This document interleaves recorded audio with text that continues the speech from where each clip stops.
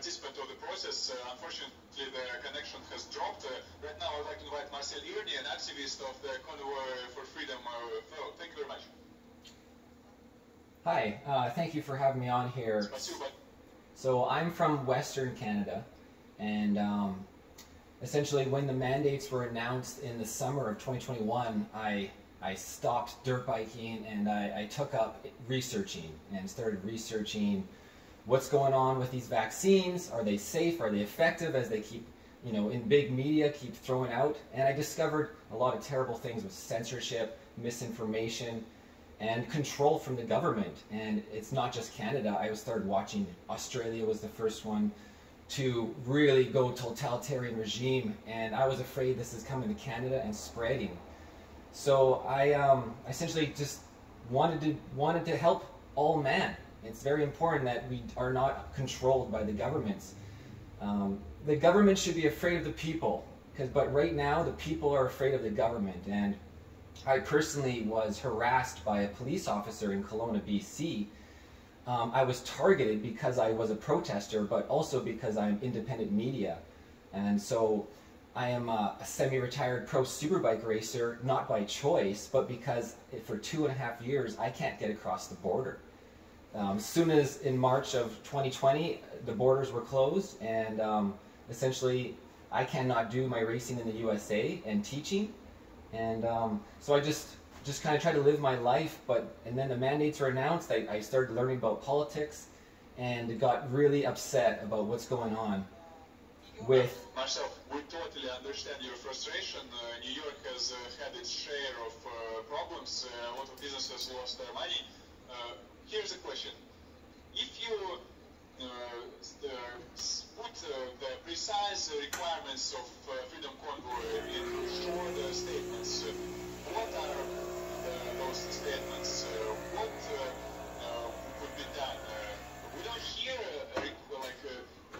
concise requirements from the Freedom Convoy, and we can hear left and right speaking their own truth. We want accountability. Everyone must be accountable, from the people, the citizens, the police, the politicians, the big business, you know, big pharma, big tech, big media.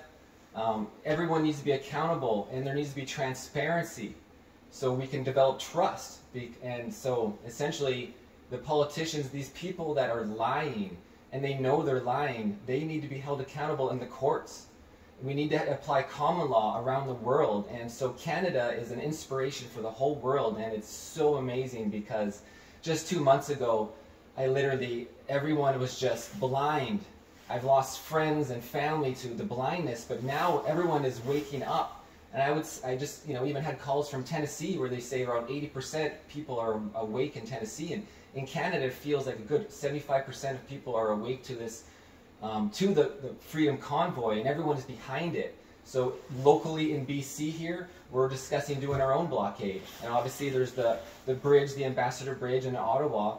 And so we're just all doing our part. I'm going to the rallies personally, filming and documenting.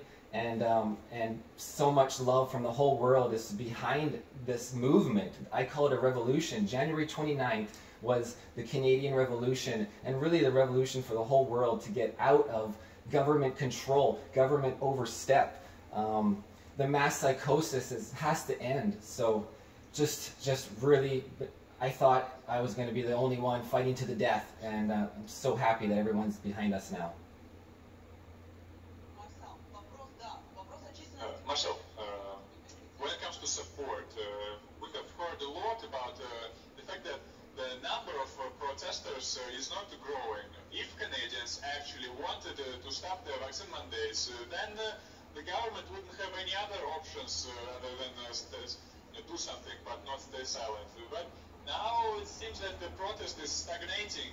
It's just a number of people staying in the center of Ottawa. I've been in contact with a lot of people across the country and the world, and we are holding the line. People, like, you know, the speech, the press release that came out from, say, the organizers of the convoy, I don't think represented everybody's opinion, because a lot of people are like, we're not scared. We are not scared of false arrests.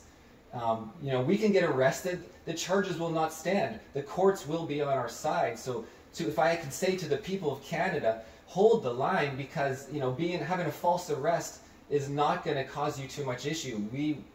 We are moving forward, and the people are, and the police are joining us slowly. The military is on our side.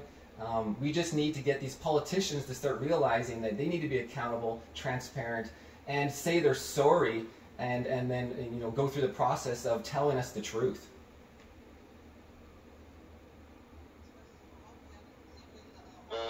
Marcel, thank you so much for your words, and we did our part, spread your message. I hope we wish you all the best, and we'll see how it ends up, and stay warm.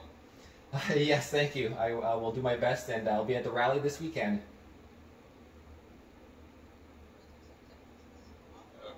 Thank you very much. Our colleague is right now in Canada. He's going to report from Ottawa. Thank you so much for your help as well. Thank you much, Marcel. Thank Cheers. you. Have a great day. Bye-bye. Thank you, Marcel. Cheers. Woo! First international interview ever. I am Marcel Irnie. This is Irnieracing News.